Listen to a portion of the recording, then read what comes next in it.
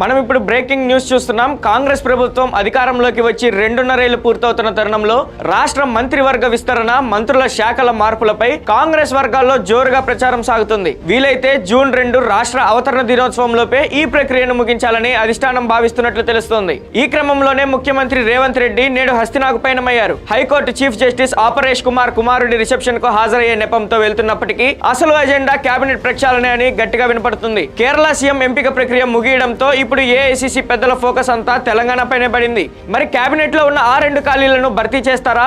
అసంతృప్త నేతలను ఎలా సర్దుబాటు చేస్తారు? పనితీరు బాగాలేని మంత్రులపై వేటు పడనుందా? దీనిపై మా ప్రతినిధి అందించిన ప్రత్యేక కథనం ఇప్పుడు చూద్దాం.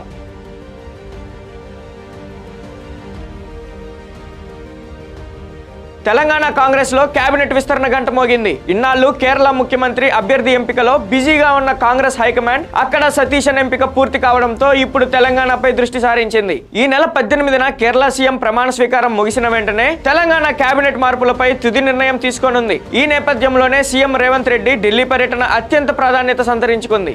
ఆదివారం ఏఐసీసీ పెద్దలతో రేవంత్ రెడ్డి భేటీ కానున్నారు. కేబినెట్ లో ప్రస్తుతం ఉన్న 2 ఖాళీలను ఒకేసారి భర్తీ చేయాలా లేక విడతల వారీగా వెళ్లాలా అనే కోణంలో చర్చ జరుగుతుంది. మరింత ఆలస్యం చేస్తే రాబోయే జెడ్పీటీసీ, ఎంపీటీసీ ఎన్నికలపై ఆ ప్రభావం పడుతుందని అధిష్టానం భావిస్తుంది.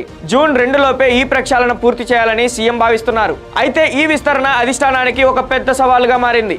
ఆశావాహుల లిస్టు చాంతాడంతో ఉండడమే ఇందుకు కారణం. ముఖ్యంగా మనుగోడు ఎమ్మెల్యే రాజగోపాల్ రెడ్డికి మంత్రి పదవి ఇస్తామని గతంలో హామీ ఇచ్చారు. కానీ ఆయన అన్న కోమటిరెడ్డి వెంకటరెడ్డి ఇప్పటికే కేబినెట్ లో ఉండడంతో ఒకే ఇంట్లో ఇద్దరికి పదవులు ఎలా ఇస్తారనేది పెద్ద ప్రశ్న.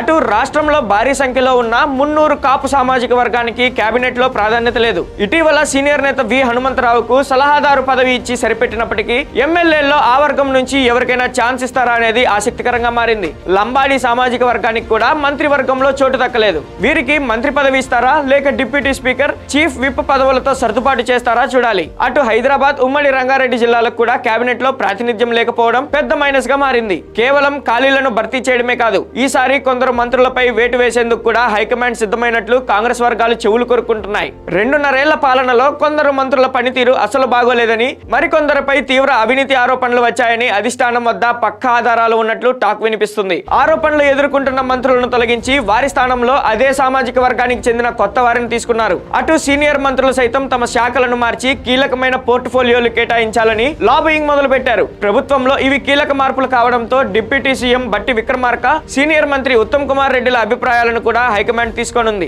వారిని కూడా ఢిల్లీకి పిలిపించి ముగ్గురితో కలిసి తుది నిర్ణయం తీసుకునే అవకాశం ఉంది. చూశారుగా, తెలంగాణ కాంగ్రెస్ లో కేబినెట్ విస్తరణ వ్యవహారం ఇప్పుడు అత్యంత ఉత్కంఠ రేపుతుంది. సీఎం రేవంత్ రెడ్డి ఆదివారం ఢిల్లీ పెద్దలతో జరిపే చర్చల తర్వాత దీనిపై ఒక స్పష్టత వచ్చే అవకాశం ఉంది. అధిష్టానం గ్రీన్ సిగ్నల్ ఇస్తే జూన్ 2 లోపే తెలంగాణ కొత్త మంత్రివర్గం కొలువుదీరడం ఖాయంగా కనిపిస్తుంది. ఒకవేళ సమీకరణాలు కుదరకపోతే మరికొంతకాలం ఆలస్యం కావచ్చు. మరి రేవంత్ రెడ్డి హస్తినా పర్యటన ఎలాంటి పరిణామాలకు దారితీస్తుందో చూడాలి.